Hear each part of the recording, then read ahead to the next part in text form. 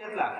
कौरव आणि पांडव ते काळामध्ये ते शिक्षण घेत होते, विद्या घेत होते गुरुपासून जेव्हा विद्या घेत होते कौरव आणि पांडव, तर त्यांनी गुरुनं त्याला त्याचा गुरु द्रोणाचार्य होता. द्रोणाचार्याने ज्याला आपले पांडव आणि कौरव याचे किती विद्या शिकले, किती विद्या घेतले म्हणून जर बघायचं आहे, त्याचा टेस्ट लावला तर हे आम्हाला त्याच मुलाला त्यांनी तिथे त्या झाडामध्ये त्या द्रोणाचार्याने एक चिमणी करून ठेवली. ते झाडामध्ये एक चिमणी मातीचा त्याच्यामध्ये ठेवून दिली. पण तेच बघण्याकरता त्यानं एक मुलाला उठवलं. पण ज्या मुलाला उठवलं ते पहिला मूल उठवला तर ते मूल म्हणते त्याला झाडच दिसत आहे, काहून की त्यानं गुरुची विद्या पुरा घेतला नाही मनापासून. त्याच्यामध्ये दुसऱ्या मुलाला विचारला तर झाड दिसते, झाडाची फांदी दिसते म्हणते. तिसऱ्याला उठवला तर ते पूर्ण फांदी दिसते म्हणते. चौथ्याला विचारला तर चिमणी दिसते म्हणते तिथे. पण त्याच टायमामध्ये अर्जुनाला उठवलं तर अर्जुन काय म्हणला, त्याच्यामध्ये चिमणीचा डोळा दिसते, एक माती आहे, एक चिमणी आहे आणि तिचा मला डोळा दिसते, है ना. या मुलाच्या एकच गुरु, सांगणारा गुरु एकच, है ना. पण त्याने त्या मुलानं काय घेतला, एका अर्जुन मुलानं एवढं ध्यान केलं की आपलं जे चित्त होतं गुरुच्या वाक्यावर एक चित्त केलं आणि त्यानं आपल्या जीवनातला एक फार मोठा धनुर्धारी तो अर्जुन बनला. आणि त्याने आणि बाकीचे आहे ना ते गुरुचं वाक्य त्यांनी घेतलं नाही, है ना. बाकीचे होते त्यांनी ते वाक्य घेतलं नाही. असंच आम्हाला गुरुचरणी ठेविता भाव आपोआप भेटे देव म्हणतात. जोपर्यंत आपल्याला संत येतात, सांगतात, पण आपण ते घेत नाही, है ना, घेत नाही. म्हणून आम्हाला की खरंच आम्ही जे गुरुनं सांगितलेले वाक्य आहे, आम्ही चालता चालता रस्ता सोडता, कोणी इकडे कोणी तिकडे जाते, कोणी तिकडे जाते, है ना. म्हणजे आम्हाला असा मधामध्ये चालत्या मार्गावर आम्ही आखरीपर्यंत जाऊ शकत नाही. मधामधूनच आमचे रस्ते फुटतात, है ना. म्हणून आम्हाला देह जावं अथवा राहावं पांडुरंग दरड भाव, अशी जोपर्यंत आमची भावना होत नाही तोपर्यंत आम्हाला कोणताच अनुभव जीवनामध्ये येत नाही, ते माणूस साक्षीच होत नाही, है ना. आम्ही कोणतं बी जर काम आम्हाला करायचं तर गुरुच्या वाक्यावर. मुक्ताबाईला सुद्धा ज्ञानेश्वर माऊलीनं सांगितलेलं आहे, ज्ञानदेव म्हणे ऐक मुक्ताई गुरु कृपाबाई ऐसी आहे. आपल्या बहिणीला ज्ञानेश्वर माऊलीनं सांगितलं, बाई तू गुरुच्या वाक्यावर विश्वास ठेव, गुरुच्या वाक्यावर विश्वास ठेव आणि तू आसन टाकून बस. जसं आता आपण पहिल्या सुरूला सरळ आसन टाकून बसले ना, सर्व आपल्याला कशासाठी बसवतो की हे सर्वाला माहीत व्हावं म्हणून आपण ही पहिली बाबाला सांगितलं की पहिले तुम्ही ध्यानाबद्दल लोकांना बसवायला सांगा. आणि मग हेच त्याने सांगितलं ज्ञानेश्वर माऊलीने त्याच्या बहिणीला की मुक्ताईला की बाई तू ध्यानाला बस. आणि कसं बस, पहिलं तू सरळ आसन टाक. आसन टाकल्यानंतर कुठं ध्यान कर म्हणले ज्ञानेश्वर माऊली, या ठिकाणी तिला आपल्या मुक्ताबाईला या ठिकाणी तू ध्यान कर. हे याच ठिकाणी ओम आहे आणि याच ठिकाणी सोहम आहे, याच ठिकाणी तू ध्यान कर म्हणला. याच ठिकाणीवर तू आपल्या सोहमाशी एक होय, म्हणजे आपले जे श्वास उश्वास घेतो याच्याशी तू एक होय. हे ज्ञानेश्वर माऊलीनं सुद्धा सांगितलेलं आहे. बाबाजीने काय नवीन आणलं का, बाबाजीने काय नवीन सांगलं का, संतांनी जे अनुभवलं हेच बाबाजीने त्याच्या जीवनामध्ये त्यांनी सुद्धा तेच सांगितलं. आणि याच्यासाठी आम्हाला कुठं बाहेर गावाला, कुण्या गावाला कुठं धुंडायची काही गरज नाही. जो कायाही पंढरी आत्मा विठ्ठल याच्यामध्येच दाखवलेला आहे. जर आपण इतिहासाकडे जर बघितलं, थोडं तरी हनुमान अंजानीने तप केले महारुद्र कोठे आले म्हणले. हनुमंताची जर सीतामाईची आणि हनुमंताची जरी आपण त्याचा जरा रामायणाचा बी जराशी इतिहास घेतला, रामायचा जरी इतिहास थोडासा घेतला तर ते लंकेहून ते लढाई करून आले म्हणते. लढाई करून आल्यानंतर सर्वाले बक्षीस द्यायला हनुमान एका बाजूला बसून होता.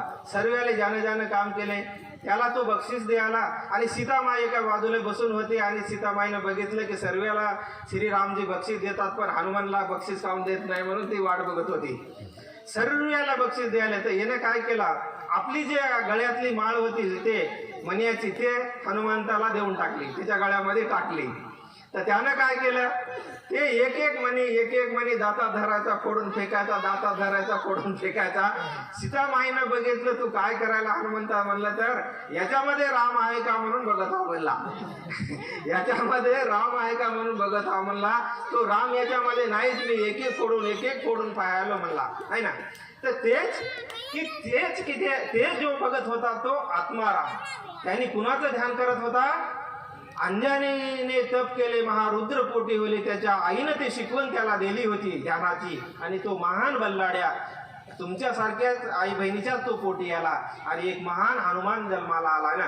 तिच्या आईनं ध्यान केलेलं आहे आणि तेच त्यांनी बाबाजीनं सुद्धा सांगितलं, संतानं सुद्धा सांगितलं, कायाही पंढरी आत्मा विठ्ठला म्हणला. सीतामाईला म्हणला याच्यामध्येच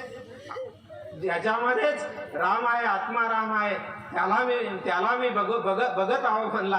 आणि बाबाजीने आपल्याला हे सांगितलं की तुम्ही बस तुमच्या जीवनामध्ये जेवढं झालं तेवढं, बाबाजीला तर त्यांनी त्यांच्या जीवनामध्ये त्यांचं पूर्ण जीवनच घातलं आणि ते जगाला आज आपल्याला मार्गदर्शन केले त्यांनी. तेवढं आपल्याला नाही झालं तरी आपल्यापुरतं जेवढं झालं तेवढं आपण 5 मिनिट 10 मिनिट जर आपण बसले, आपल्या अशा मुलाला जर बसवलं समजा, तर खरंच हे मुलं सुद्धा एक आपल्याला त्यांना सोचण्याची एक कॅपॅसिटी येते. ध्यानामधून माणसाची जे बुद्धी आहे हे एक चित्त होते. माणसाला आजच्या काळामध्ये माणूस फार टेन्शनमध्ये आहे, फार माणूस टेन्शनमध्ये आहे. आणि त्याच्यासाठी आपण ध्यानाला जसं बसतो ना, तर ते बॅटरी कशी चार्ज लावतो आपण मोबाईलला, असं आपलं हे माइंड आहे ना इळभर तंग होते. आणि ते 5 मिनिट बसले की ते त्याच्यामधून आपल्याला शांती मिळते. त्याच्यामधून वात आहे, पित्त आहे, अशा काही बिमाऱ्या सुद्धा या ध्यानामुळे जातात. काहून की ते सुवास चांगला आपण घेतो आणि वाईट सुवास आपल्यामधून निघून जाते आणि चांगल्या सुवासामध्ये आपल्यामध्ये भरते. याच्यानंच की ते चांगदेव होता ना, 1400 वर्ष वाचला म्हणते. चांगदेव होता ना, चांगदेव 1400 वर्ष जगला, तो ध्यानामधूनच जगलेला आहे असे आपल्याला इतिहास सुद्धा सांगतात. म्हणून आपल्याला खरंच संतांचे आपल्यावर फार उपकार आहे. काय सांगू संतांचे उपकार?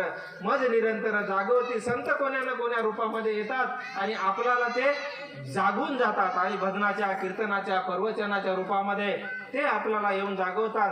तेच कारण आपण तरुणी दुधात राहावे, आपण तरले नवल नवे बाबाच्या जीवनामध्ये त्यांनी तुकाराम महाराज, ज्ञानेश्वर महाराज, गाडगे बाबा असे ज्या संतांनी आपल्याला त्यांनी जागवायचं काम केलं, तेच त्यांनी बाबाने सुद्धा त्यांनी या ध्यानामधून त्याला जे अनुभव आला होता तेच त्यांनी आपल्याला गावागावाला जाऊन एक प्रसादाच्या रूपामध्ये आपल्याला त्यांनी आपल्याला वाटला. आणि आपल्याला काही करायचं नाही. दीप से दीप जलाते चलो, प्रेम की गंगा बहाते चलो म्हणल्यासारखा बस त्यांनी हे दीप पेटून दिलेले आहे आणि याच दीपाला आपण सरदेचं तेल टाकायचं आहे आणि बस ध्यान करायचं आहे. बाकी आपल्याला काही करायचे नाही. त्याने आपले जे दीप होते, आपले जे हिजलेले दीप होते, ते ज्ञानाचे दीप आपले त्यांनी पेटून दिले. आणि तेच दीप आहे ना समोर आम्हाला आमच्या समोरच्या पिढीला, आमच्या मुलाबाळाला तेच आपण ते सांगून त्यांना सुद्धा एक चांगल्या मार्गाला लावायचं प्रयत्न आपण केले पाहिजे. इथे वडील जे करते त्या नाम धर्म ठेवती म्हणते.